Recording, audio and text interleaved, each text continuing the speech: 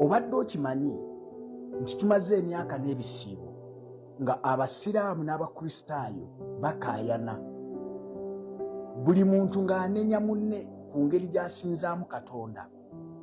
Omukristaayo ng'agamba omusiraamu tewandisinziza Katonda ng'otunudde mu kifo kimu, kubanga Katonda ali buli wantu.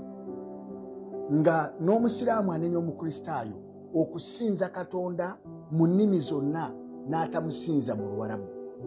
Olwaleero nzize nkutaase, muganda wange nawe mwanyinaze andaba era mpuliriza. Omusiraamu bw'ayogera ku Katonda ategeeza Allah, si ye Katonda wa Bayibuli gw'aba ategeeza. Omukristaayo bw'ayogera ku Katonda aba ategeeza kitaawe wa Mukama waffe Yesu Kristo. Ezo nno empaka zimaze emyaka ng'abantu bakaayana ku kuzaala kwa Katonda. Omusiraamu ng'agamba nti Katonda tazaala, ate omukristaayo ng'agamba nti Katonda waazaala era naye bw'amukkiriza afuuka omwana wa Katonda. Empaka ezo zisobola okukoma okusinziira ku byawandiikibwa ebya Bayibuli n'ebya Qur'an. Bassebo ne bannyabo, tukkiriza nti Katonda yatonda eggulu n'ensi ali omu, eyatutonda ffenna, abaddugavu, abeeru, abawanvu era n'abampi. Naye kino ky'oteekeddwa okutegeera, tusinza abantu ab'enjawulo oba ebintu eby'enjawulo okusinziira ku biwandiiko ebiri mu Bayibuli ne mu Qur'an. Bassebo ne bannyabo, ndi wano okubalabula nti omusiraamu bw'ayogera ku Katonda ategeeza Allah, ali e Makka, awulira olulimi lumu, era nga bw'oba onoomusinza oteekwa okuyiga olulimi olwo nga lwe Luwarabu. Omukristaayo bw'ayogera ku Katonda ategeeza Katonda awulira ennimi zonna.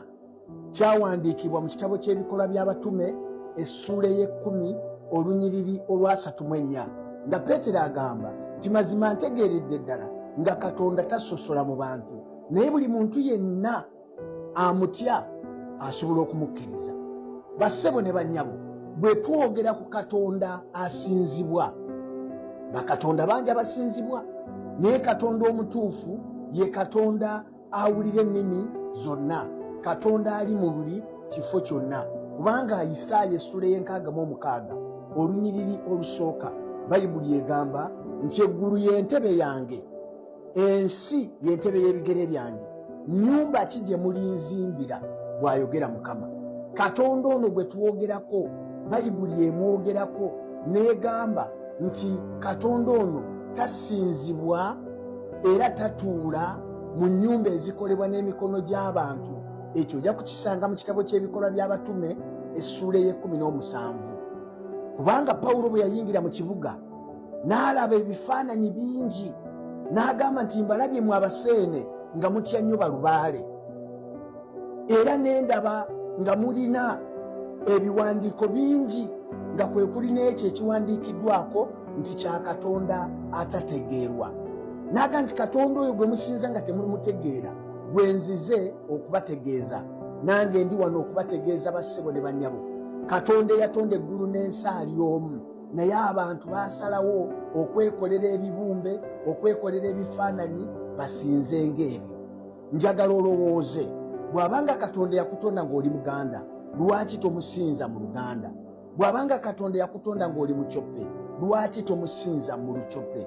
Ekitegeeza Katonda yenna gw'oteekeddwa okusooka okuyiga olulimi olw'okumusinza, Katonda oyo taba Katonda mutuufu. Katonda omutuufu ateekeddwa okuba ng'awulira ennimi zonna.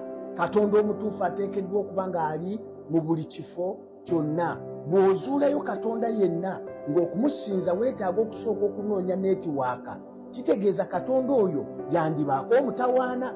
Kati oteekwa okwegendereza, Katonda waawulira ennimi zonna gwampuliriza.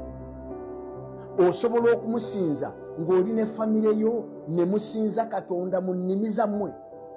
Bwe kiba nga si weewaawo, Katonda oyo aliko akabuuza, lwaki tawulira nnimi zonna?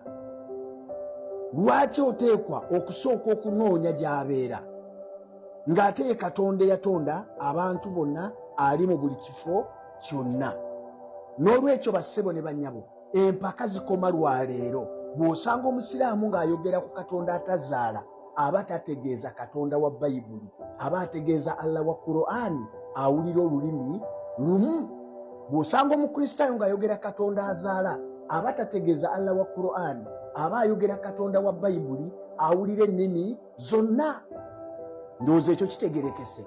Katusobola okumalawo empaka era ne tusigala nga tukkiriziganya mu butakkaanya bwaffe. Entalo nnyingi ezibadde mu nsi, okulwanagana kungi okubadde mu nsi, nga buli muntu anenya munne okusinza Katonda oyo mu ngeri y'enkyamu. Naye ndi wano okubategeeza, tusobola buli muntu okusinza Katonda we, okuggyako oyo ng'asazeewo nti nze njagala kusinza Katonda wa Bayibuli, najja eri Katonda azaala. N'olwekyo bassebo ne banyaaba Abasiraamu njagala kubategeeza, bwe tugamba nti Katonda azaala era ne tugamba nti tuli baana ba Katonda, muteekeddwa okukimanya tetutegeeza Allah, tuba tutegeeza Katonda wa Bayibuli awulira ennimi zonna. Ndowooza ekyo kitegerekese, kubanga waliwo enjawulo nnene wakati wa Katonda wa Bayibuli ne ba Katonda abalala bonna. N'olwekyo mikwano gyange njagala kubategeeza, tusobola okusiga nga tuli ba mikwano newankubadde nga betusinza banjawulo, tusobola okusigala nga twagalana newankubadde betusinza banjawulo. Enjiri teyeetaaga kulwana, enjiri yeetaaga kusomesa. Katonda si Katonda wa ntalo, ye Katonda ow'omukwano. Nze nkwagala nga bw'oli ne Katonda akwagala nga bw'oli. Kyakyawa kye kibi ekituula mu mutima gwo, ekyo bw'amala n'omukkiriza n'oggulawo oluggi, asobola okuyingira ekibi ekyo ne kifuluma, naawe n'oddamu n'okolagana ne Katonda obulungi. Baakulimba nti Katonda tayogera, naye ndi wano okutegeeza nti Katonda ayogera n'olwaleero.